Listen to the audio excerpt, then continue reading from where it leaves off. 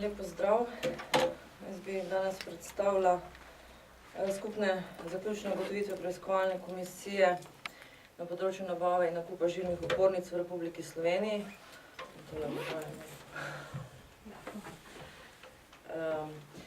Kot veste, sem kot predsednica preiskovalne komisije z zaključnim poročilom kar nekako že mesec dni poskušala priti do članov oziroma zagotoviti sklepčnost in v sredo 14.3. smo bili sklepčni, sicer s 5 člani.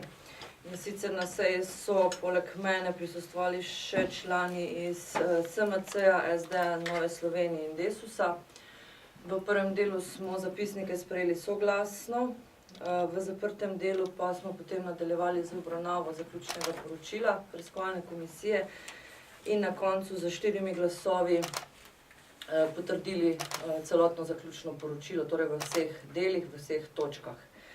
Jaz bi zdaj tu na kratko samo predstavila, torej, katere so tiste skupne zaključne ugotovitve in kateri so sklepi, ki jih preiskovalna komisija predlaga za Državni zbor. Zdaj, samo zaključno poročilo vsebuje tako vmesno poročilo, ki smo ga seveda že predstavili v lanskem letu in je bilo tudi sprejeto v Državnem zboru, in pa dodatne ugotovitve, ki so se seveda pojavile oziroma nakazale z dodatnimi pričami in gradivi po vmesnem poročilu. Tako da so skupne zaključne ugotovitve preiskovalne komisije, da torej, tako kot je bilo napisano v vmesnem poročilu, obstaja sum, da naj bi odgovorni UKC Ljubljana in Maribor oškodovali javna sredstva, delovali netransparentno in nezakonito, negospodarno, da se niso ravnali po zakonu o javnem naročanju, to je od leta 2007 do 2016, da naj bi prihajalo med dobavitelji do kartelnih dogovarjanj, da obstaja sum, torej, da so odgovorni v največjih bolnišnicah UKC Ljubljana in Maribor s svojimi dejanji tudi ob tem, ko so kršili zakonodajo, tudi da naj bi prihajalo do koruptivnih dejanj in omogočali določenim dobaviteljem prevladujoč položaj na trgu pri prodaji žilnih opornic. In pa seveda, da so tudi dobavitelji z druge strani nekako, da naj bi prihajalo torej tudi do dajanja podkupnin oziroma da so ravnali nezakonito. Zdaj, če ostanem na tem, bom rekla, slovenskem delu, ker kot veste, je prodaja žilnih opornic oziroma nabava prihajala tudi preko dobavitelja, katerega matično podjetje KB 1909 je bila v Italiji. Tako zdaj, če ostanem še na tej slovenski strani in tisto, kar smo ugotovili potem po vmesnem poročilu, je to, da naj bi bili vsi ministri za zdravje od leta 2003 do 2016 objektivno odgovorni, zato ker niso sprejeli zakonodaje, ki bi omogočala sistemske rešitve in boljše stanje in ter zajezitev koruptivnih dejanj v zdravstvu, da iz dodatnih pridobljenih gradiv in izvedenih dokazov, da naj bi bila aktualna ministrica za zdravje Milojka Kolar Celarc subjektivno odgovorna za opustitev ukrepov, ki bi jih morala sprejeti v smeri odstranitve posameznikov, za katere je preiskovalna komisija podala naznanitve sumov kaznivih dejanj iz položajev, ki omogočajo poslovne odločitve ali odločitve na javnih razpisih. In pa še ena ugotovitev, da Agencija za varstvo konkurence Republike Slovenije naj ne bi delovala v skladu z zakonom o omejevanju konkurence in v preteklosti naj ne bi naredila dovolj za zagotavljanje omejevanja konkurence in prevlade s strani nekaterih slovenskih dobaviteljev žilnih opornic in multinacionalk. Tako da v tem smislu predlagamo tudi preiskovalnim organom, da glede na pregledano gradivo in izpričano strani zaslišanih prič predlagamo, da se glede na vse skupaj, torej tudi na izpričano strani gospoda Miklavčiča, gospoda Furlana in pa dokaznega gradiva, predlagamo, da pristojni organi raziščejo sume kaznivega dejanja nevestnega dela v službi po 258. členu Kazenskega zakonika, kaznivega dejanja jemanja podkupnine po 261. členu Kazenskega zakonika za Harija Furlana, vodja specializiranega državnega tožilstva. Predlagamo, da naj pristojni organi raziščejo sume kaznivega dejanja dajanja podkupnine po 262. členu Kazenskega zakonika za Boruta Miklavčiča, Pristojnim organom predlagamo, da raziščejo sume kaznivega dejanja oškodovanja javnih sredstev po 257a členu Kazenskega zakonika in nevestnega dela v službi po 258. členu Kazenskega zakonika za dr. Petra Weisensteinerja iz UKC Maribor.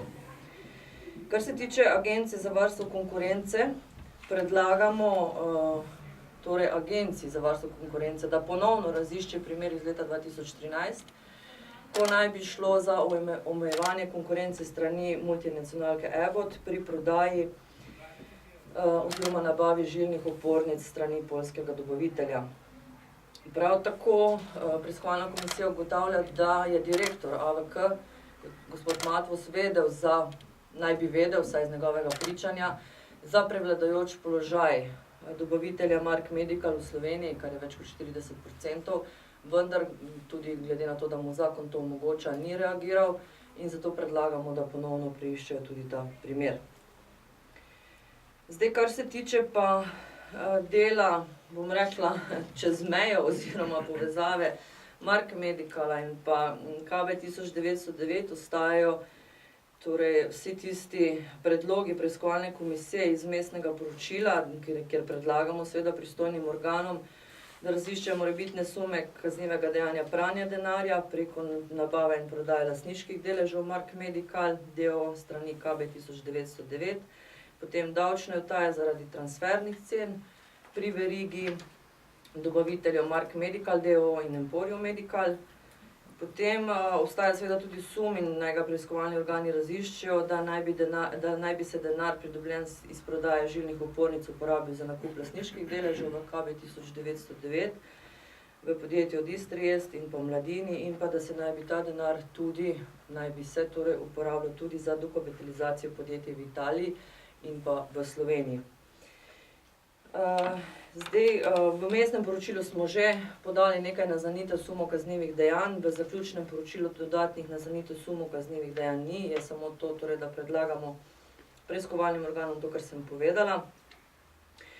Rada bi povedala še to, pri sprejemu vmesnega poročila sem glede na dodatno gradivo, ki sem ga pridobila, rekla, v času, ko je bilo že zaključno poročilo pri članih in torej v sklicu seje, dodatno gradivo strani gospoda Rada Pezdirja. In to dodatno gradivo naj bi dokazovalo, da je gospod Zemljarič krivo pričal pred preiskovalno komisijo. Zato sem na sami obravnavi v sredo predlagala, da se v zaključne, torej splošne ugotovitve preiskovalne komisije, glede na gradivo, ki smo ga pridobili v vmesnem času, doda sledeče. Preiskovalna komisija glede na predlagano gradivo in glede na izpričano določenih prič predlaga pristojnim organom, da raziščejo sume kaznivega dejanja krive izpovedbe po 284. členu Kazenskega zakonika za gospoda Janeza Zemljariča. Od 5 je glasovalo za ta predlog, sta glasovala za ta predlog 2 člana, poleg mene še 1, tako da ta predlog ni bil sprejet. Iz tega razloga bom sama kot predsednica komisije podala ločeno mnenje, v katerem bom pač tudi to predlagala Državnemu zboru. Potem je v zaključnem poročilu so tudi določeni predlogi za zakonodajno vejo oblasti in sicer iz pričanega, kar sta pred preiskovalno komisijo povedala predsednik Računskega sodišča, gospod Tomaž Vesel in pa predsednik Državne revizijske komisije, gospod Borut Smrdelj, predlagamo, da torej zakonodajna in izvršilna oblast v Sloveniji opravi razpravi in pripravi morebitne spremembe na področju zakonodaje, ki ureja pristojnosti Računskega sodišča Republike Slovenije, da se v zakonu o Računskem sodišču v delu, kjer je določen rok za poročanje revidiranca, podaljša na 90 dni, to je bil predlog, češ da v tem roku, ko je zdaj 60 dni, da je prekratek in da v 90 dneh pa bi revidiranec recimo imel možnost tudi ponoviti določen javni razpis in bi se neke rezultati tega že lahko videli. Potem, da v zakonu o prekrških in drugih relevantnih zakonih se v smislu, da se ti zakoni spremenijo oziroma popravijo v smislu uvrstitve prekrškov z področja javnega naročanja med hujše prekrške. To je bil predlog tudi predsednika Državne revizijske komisije. Da se jasneje v zakonih opredelijo naloge in odgovornosti članov sveta zavodov, v smislu, da to res postanejo nadzorni organi v javnih zdravstvenih zavodih. Potem pa tudi, da se v zakonih naj bi se jasneje opredelilo tudi avtonomija dela, naloge in odgovornosti vodstvenega kadra v javnih zdravstvenih zavodih. Zdaj samo poročilo boste lahko seveda, ko bo do njega tudi dostopali, zdaj je še v določenih popravkih, gre samo za tehnične popravke. Jaz bi tukaj na tem mestu ob sprejemu zaključnega poročila povedala, torej od 5 članov smo glasovali 4. Poslanka SMC o poročilu je na začetku povedala, da ne bo glasovala. Razloge, ki jih je navedla, ne vem, če je že medijem sporočila ali ne, so pa bili v smislu, da je glede na vmesno poročilo naj bi bil okrnjen ugled preiskovalne komisije in da to zaključno poročilo naj bi to tudi potrjevalo oziroma nadaljevalo te okrnjen ugled preiskovalne komisije. Zakaj naj bi bil pa okrnjen ugled preiskovalne komisije, na moje vprašanje, da naj konkretno se pač opredeli, je bilo pač rečeno, da zaradi odzivov v javnosti, zaradi določenih anonimk, izjav Mladine, torej časopisa Mladine in nekaterih drugih sporočil, tudi odziv podjetij, za katere smo dali takrat naznanitve sumov kaznivih dejanj, da naj bi bile priče pod hudim pritiskom. Tako da jaz moram reči, da sem bila presenečena nad temi izjavami, kajti gospa Verbega je sodelovala na vseh, mislim, da skoraj na vseh, no, to mora biti korektno, na skoraj vseh sejah preiskovalne komisije, tudi na zaslišanjih in do obravnave zaključnega poročila kakšnih takšnih izjav nikoli ni bilo. Tako da je v bistvu zanimivo, da gospo Verbego bolj skrbijo anonimke, ker so določeni zdravniki, ki so očitno bili vključeni na naznanitve sumov kaznivih dejanj, v bistvu se čutili, da so bili pod pritiskom, ne skrbijo jo pa konkretna dejstva, ki so bila predočena pričam, konkretni dokumenti, ki dokazujejo tudi koruptivna dejanja. Tako da, torej, 4 glasovi je bilo zaključno poročilo sprejeto in jaz upam, da v nadaljevanju kljub stanju v Sloveniji, da bo zaključno poročilo tudi uvrščeno na sejo Državnega zbora in sprejeto. Samo tole še, predlagan sklep, ki je za sejo Državnega zbora en sam, in to je, da se vsa dokumentacija, s katero razpolaga preiskovalna komisija, po končanem, torej sprejetem zaključnem poročilu na Državnem zboru preda Nacionalnemu preiskovalnemu uradu, tako da bodo lahko organi pregona nadaljevali ali pa končno zaključili tudi to poglavje v slovenskem zdravstvu.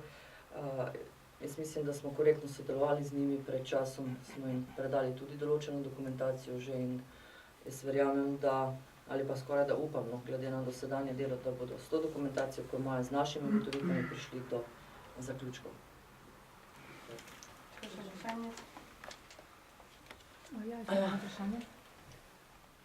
Mene zanima, Andreja Redna, Finance, imate kakšne res take dokumente, ki potrjujejo v bistvu te sume korupcije, o kateri govorite? To vas je tudi NPU pozval, da pač predate dokumente, ki potrjujejo kaj takega. Imate tukaj ali nimate? Imate samo sume, indice in tako naprej?